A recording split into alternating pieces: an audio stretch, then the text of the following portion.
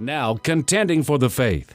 In this regular feature, Dave and Tom respond to questions from listeners and readers of the Berean Call. Here's this week's question.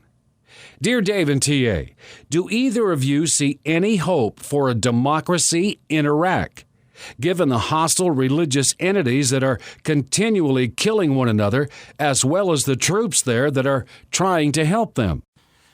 Dave, we've talked about this for a long time, even before we did the series on Judgment Day.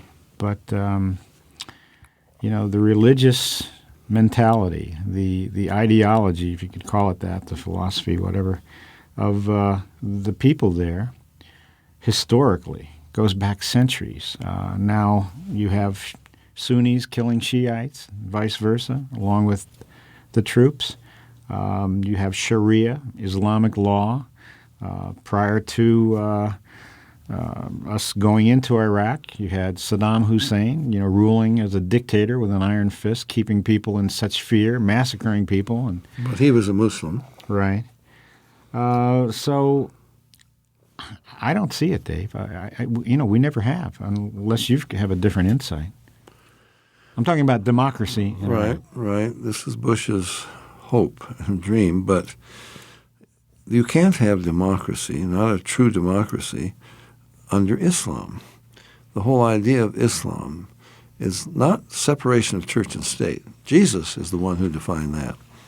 He said, render to Caesar the things that are Caesar's, and to God the things that are God's.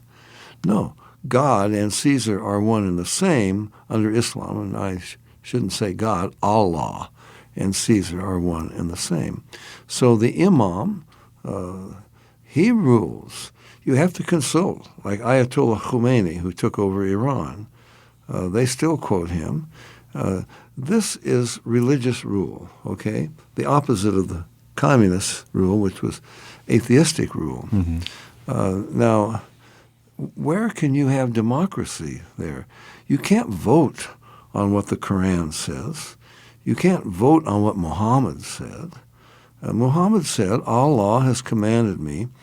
I'm just quoting him verbatim now from the Sahih Bukhari hadith.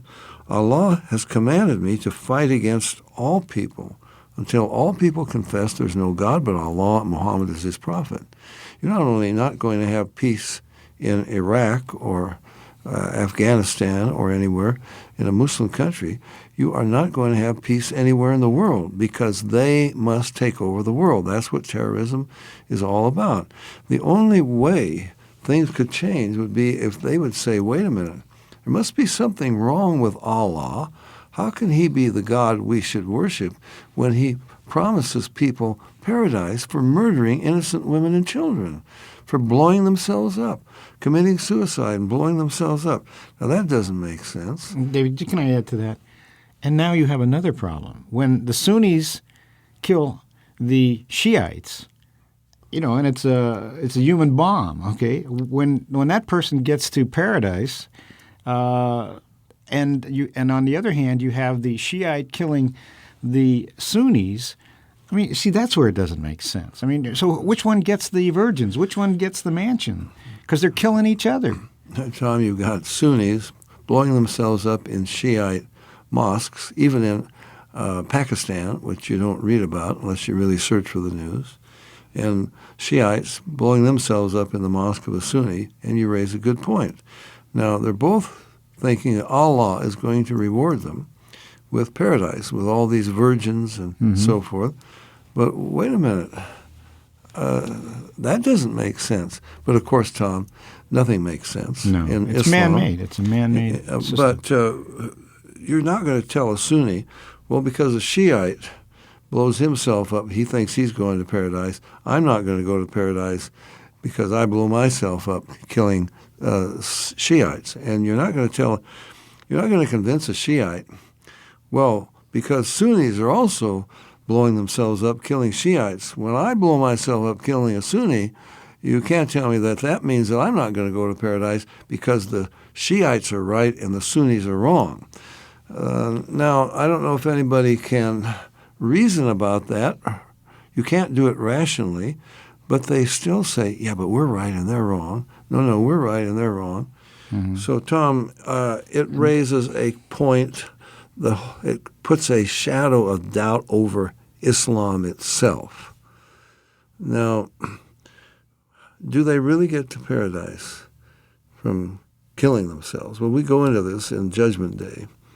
And, in fact, Aisha, Muhammad's favorite wife, she asked him. There's a really tough passage in the Quran, and it just sounds like everybody is going to go to hell. Well, if you don't live up to the standards that Allah wants you to live up to, and you can't really be sure what standard He wants you to live up to. But anyway, Allah is condemning people to hell in the Quran, and Aisha says, well, who is Allah talking about there? Is it just those people who don't live good lives, those people who disobey Him?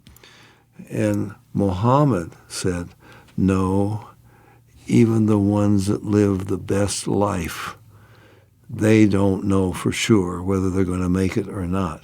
In fact, remember, Abu Bakr, his father-in-law, he was the first one that Muhammad promised paradise without dying as a martyr. What did Abu Bakr say? Again, we quote him in Judgment Day. Abu Bakr said, even if I had 1 foot inside of paradise, I couldn't trust Allah. He might shove me out. So the whole thing is hopeless. You can't be assured, even if you blow yourself up and kill a bunch of people in supposedly in jihad, that you're going to really get to paradise. It's a very sad situation. So, Tom. Dave, how does that then work for democracy?